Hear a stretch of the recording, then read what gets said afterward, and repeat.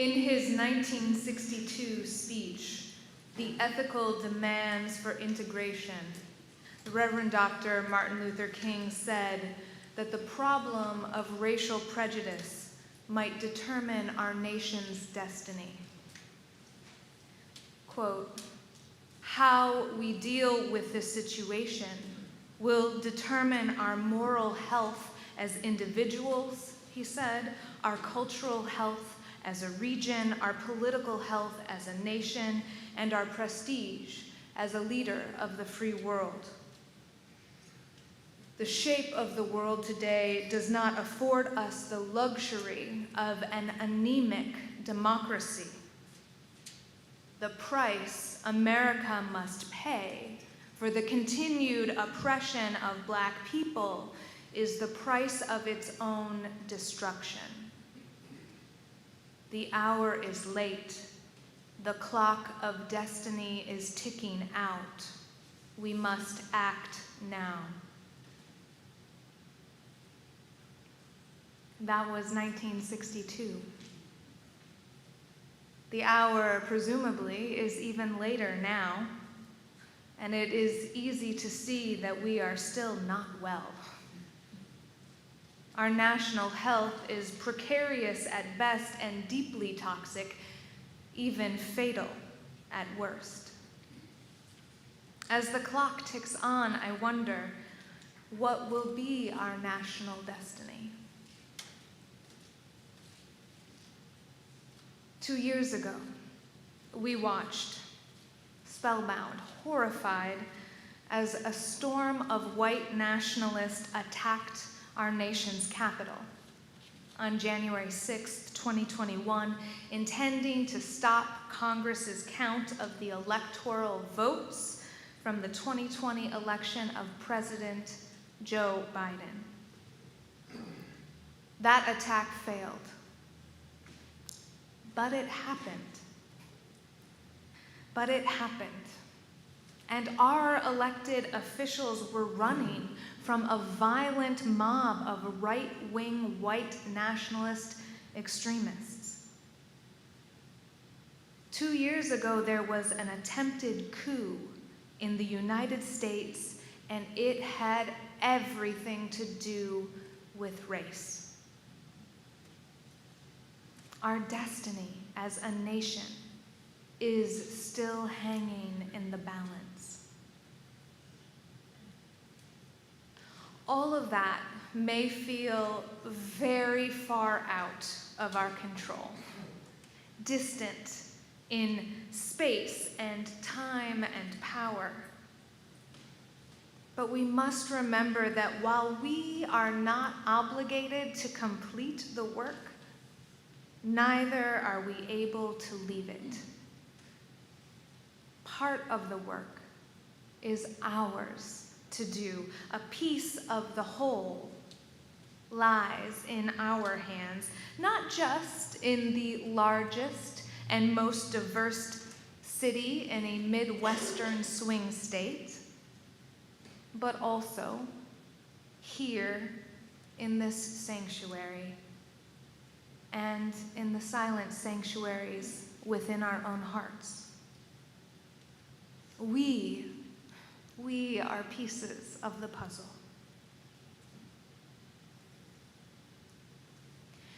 In Dr. King's 1962 speech, he argued that desegregation was not enough to solve our national crisis, that integration was what was needed. Desegregation, he said, is the elimination of a prohibition. It is the stopping of injustice, but it is not the ultimate goal. Just stopping injustice is not the ultimate goal.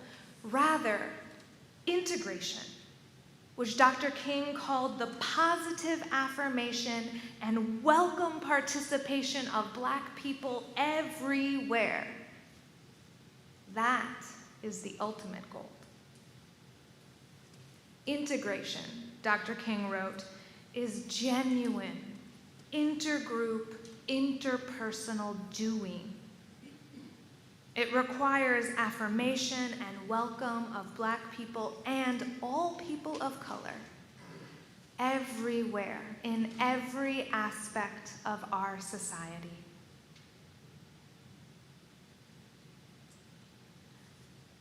In June of 2020, the Unitarian Universalist Association published a powerful study of our faith's work towards genuine intergroup, interpersonal doing.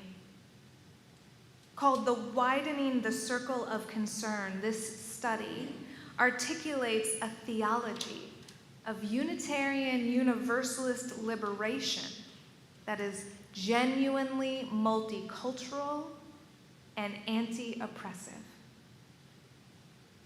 This study also documents the experiences of Black people, Indigenous people, and people of color within Unitarian Universalism, experiences that are preventing us from getting there. It documents the prohibition, how systems and practices in our faith have perpetuated racism and division and harm. And it calls us to change those systems. It points the way forward towards a truly intergroup, interdependent, and multicultural Unitarian Universalism. This is the world that you have been dreaming about, First Church. These are the calls of your hearts that I have been hearing since I first arrived here with you in 2016. Our national faith, our national denomination is in the thick of the work to show us the way there. Widening the circle is deeply based in our Unitarian Universalist values. It asks us, if we come from the understanding that every human being is inherently worthy and love is the ground of who we are, then how do we act as a people to live out those values, to embody them in our personal lives, but also in our congregations and in the way we as congregations show up in the world? Our faith does not and never has claimed to know the absolute truth about God. And we consider and honor the responsible search about the deep mysteries of the universe.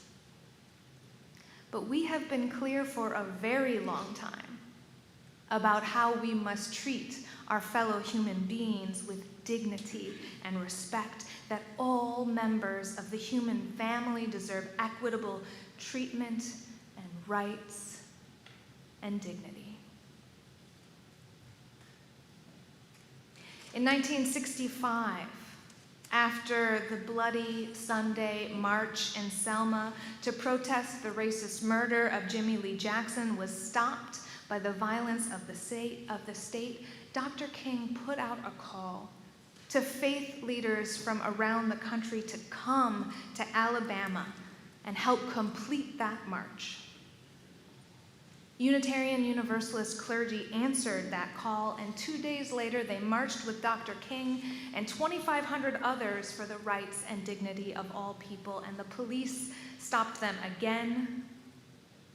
That night, one of our UU clergy members, the Reverend James Reed, was murdered by white supremacist violence.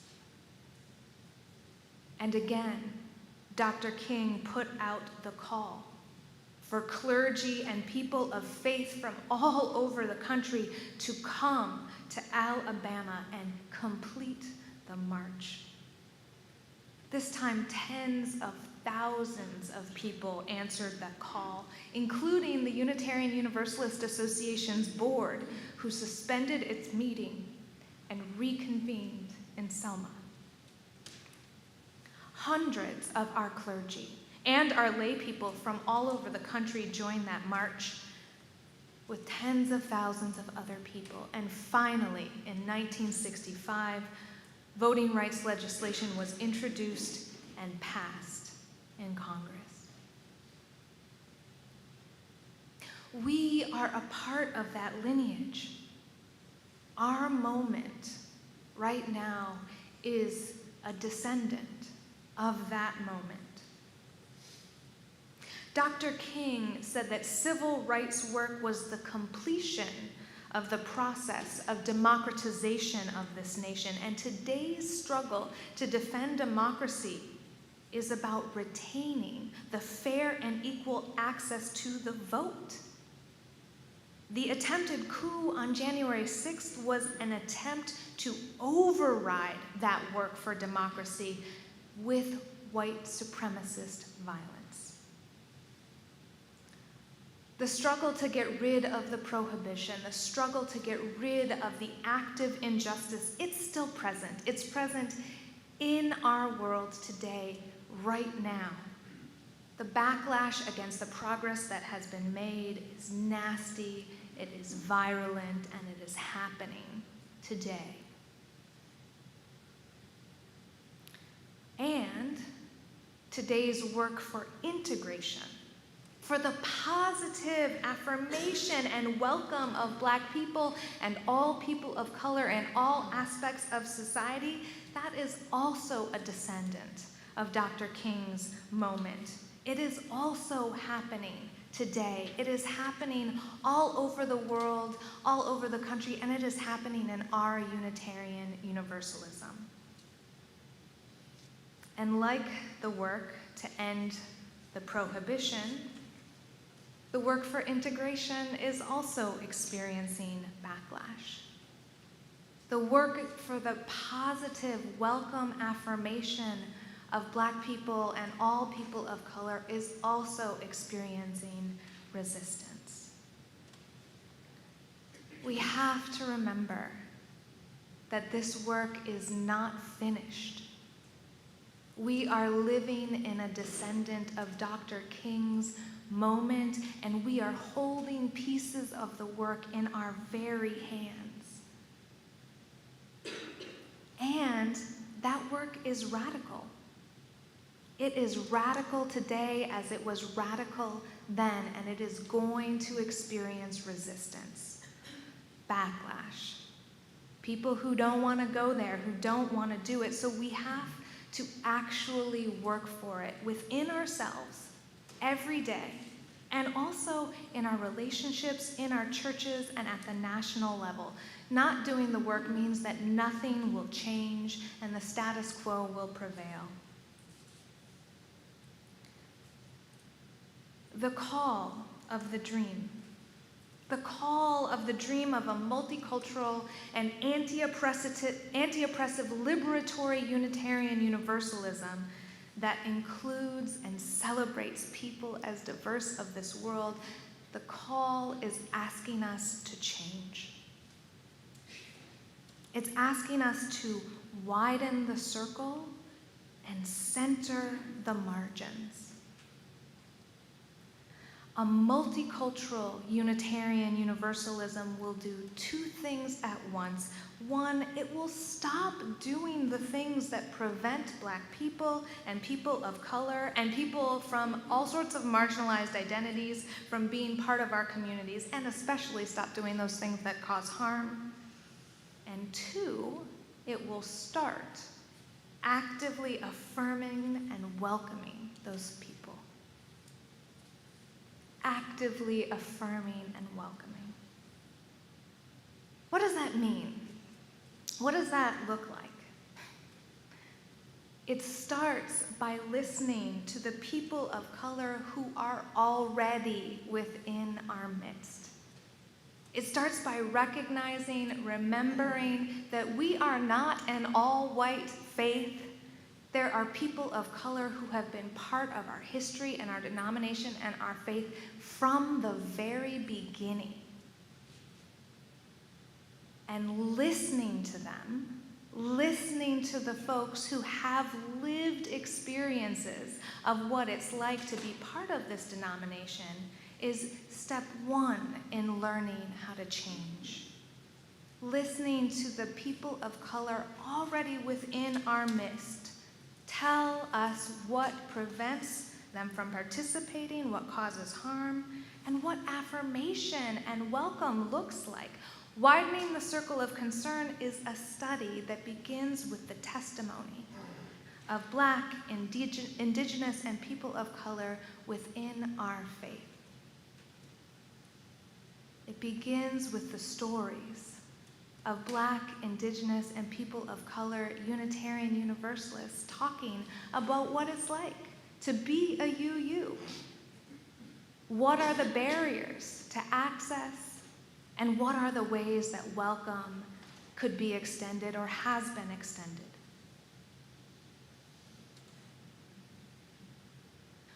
Paloma Kahlo, who is quoted by Reverend Dr. Sophia Betancourt in Widening the Circle, is a Unitarian Universalist youth who participated in the UUA's summer seminary program in 2016 and preached a sermon in which she described us UUs, as individuals and as a faith and the world.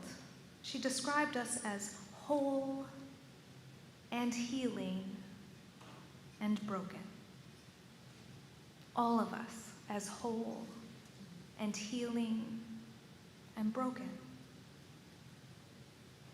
Quoting from Dr. Betancourt, Paloma calls us to be sanctuaries where telling our full stories and engaging one another's healing and one another's pain can guide us towards new ways of being. Paloma writes, "Only when we come to bear witness to the cracked and shattered pieces can we begin to help heal what has been broken." What has been broken? What has been broken in you? What has been broken in us? What has been broken in the world?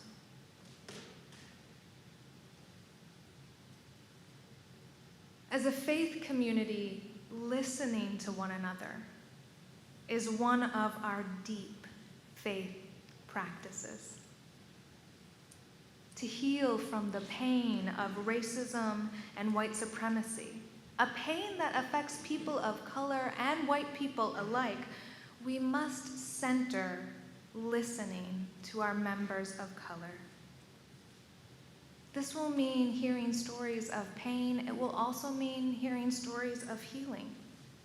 It will mean learning about what's not working and what could be better, and it will mean change. Changing the way we do things, changing our culture, centering the margins, and widening the circle.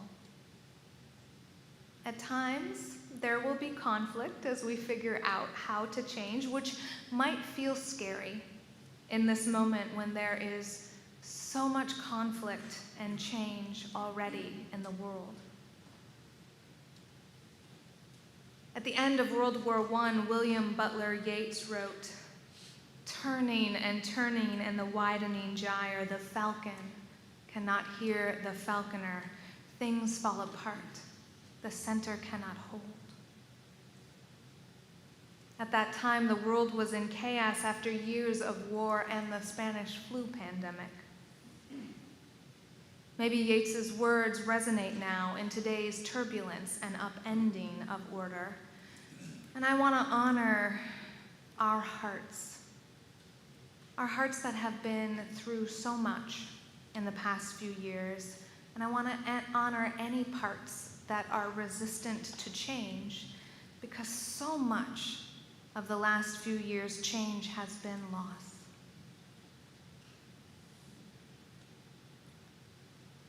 I also want to help us remember that the changes we're talking about here, the changes of widening the circle and centering the margins, are the changes this community has been dreaming of for so long. The dream of a truly multicultural Unitarian Universalism with genuine intergroup, interpersonal doing requires change, yes, but it's the change that you've been thirsting for. And it begins with a skill that you already have, a skill you've been cultivating over the years, deep listening and showing up for one another.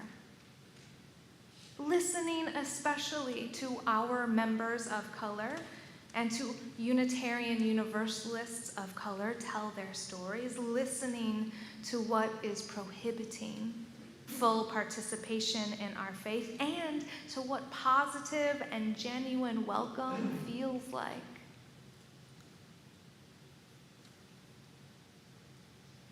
During my sabbatical, half of our pulpit guests are prominent Unitarian Universalist ministers of color, including the candidate for UUA president this year, Reverend Dr. Sophia Betancourt, who will be coming and preaching here. This is an opportunity to hear from diverse voices, from people from all different parts of the country, different backgrounds, different experiences, hear their particular voices, experience their unique preaching styles and messages. There is a huge tapestry of diverse Unitarian Universalist experiences. And one of the opportunities of sabbatical will be to have an increasingly multivocal experience here in this pulpit. Keep thirsting for the dream.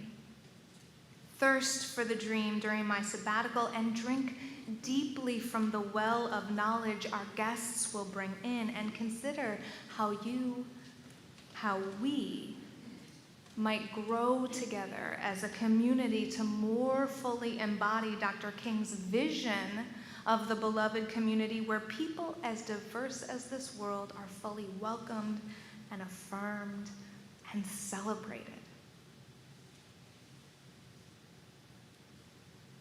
A widening, spinning gyre is not to be feared. In fact, our universe moves naturally in ever-widening orbits. Every 28 days, our moon orbits our Earth. Every year, our Earth orbits the sun, as do the 7 other planets in our solar system. But even further out, our solar system orbits around the center of our galaxy. In the Milky Way, we are all moving in a spirally star-shaped orbit that takes 230 million years to complete. An ever-widening, spinning gyre is not mere anarchy loosed upon the world. It is balanced beauty. It is nature's movement, holy and whole, and it is our ultimate destiny. Together, we will find our center of gravity, together with every human being fully affirmed in inherent dignity, together, interdependent, orbiting around a shared, equitable, balanced whole. May it be so, and amen.